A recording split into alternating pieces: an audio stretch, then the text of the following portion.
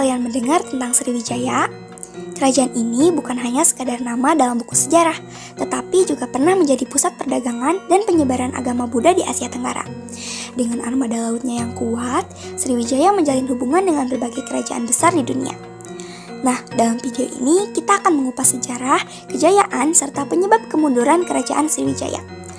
Namun sebelum itu, izinkan kami memperkenalkan diri terlebih dahulu. Perkenalkan, nama saya Alika Lapiah dan teman saya Ridwan Saiful Rahman akan membahas tentang salah satu kerajaan maritim terbesar di Nusantara, yaitu Kerajaan Sriwijaya. Yuk simak sampai selesai.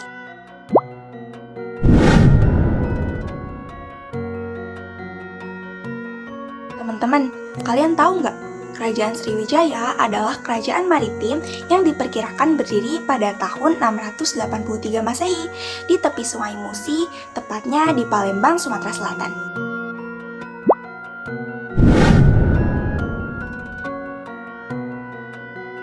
Kehidupan sosial di Kerajaan Sriwijaya sangat dipengaruhi oleh perdagangan dan agama Buddha.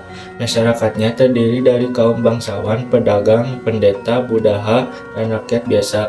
Sebagai pusat perdagangan, Sriwijaya dihuni oleh sebagian suku dan pedagang asing seperti India, Tiongkok, dan Arab. Selain itu, kerajaan ini juga menjadi pusat pendidikan agama Buddha, sehingga banyak biksu dari luar negeri datang untuk belajar di sana.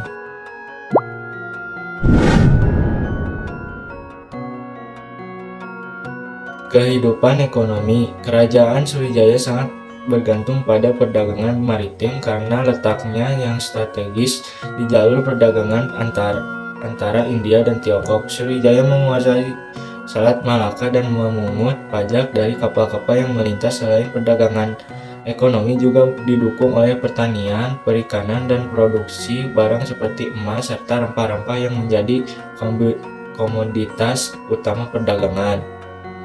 Dalam bidang politik, Sriwijaya memiliki sistem pemerintah monarki yang dipimpin oleh seorang raja dengan kekuasaan absolut. Raja dibantu oleh pejabat kerajaan untuk mengelola wilayah dan perdagangan. Sriwijaya juga menjelajahi hubungan politik dengan kerajaan besar seperti dinasti Tang di Tiongkok dan kerajaan-kerajaan di India. Selain itu, kerajaan ini memperluas kekuasaannya dengan menaklukkan daerah sekitar termasuk Semenanjung Malaya dan sebagian Jawa. Ternyata kerajaan Sriwijaya memiliki beberapa raja yang terkenal dan tercatat dalam sejarah loh. Meskipun memang banyak nama yang tertulis dalam prasasti dan catatan asing, tetapi yang paling terkenal adalah Balaputra Dewa. Balaputra Dewa adalah salah satu raja yang paling terkenal dari kerajaan Sriwijaya. Ia memerintah sekitar abad ke-9 Masehi.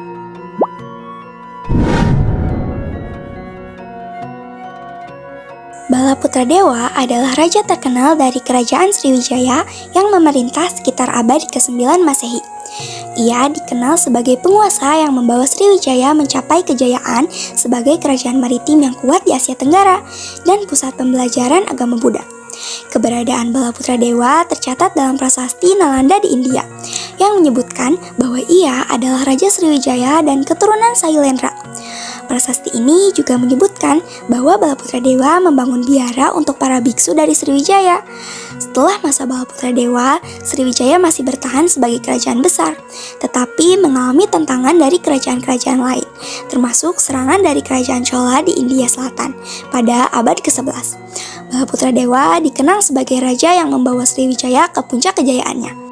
Namun ternyata kerajaan Sriwijaya runtuh pada abad ke-13 akibat serangan dari kerajaan Chola yang ada di India dengan cara mengganggu kekuasaannya yang ada di Selat Malaka.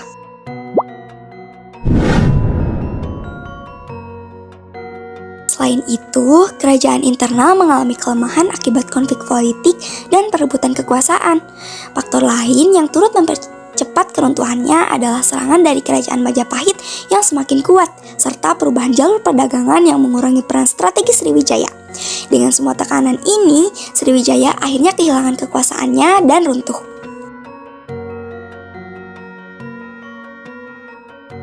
Wah, luar biasa bukan? Sriwijaya bukan sekadar kerajaan biasa, tapi pusat peradaban yang pernah menguasai lautan dan menghubungkan Nusantara dengan dunia luar. Dari sejarah Sriwijaya, kita belajar bahwa kejayaan tidak datang begitu saja, tetapi dibangun dengan kekuatan, strategi, dan kebijaksanaan. Namun, kita juga melihat bahwa kejayaan bisa runtuh jika tidak mampu beradaptasi dengan perubahan zaman. Tetap semangat belajar sejarah karena masa lalu adalah cerminan untuk masa depan.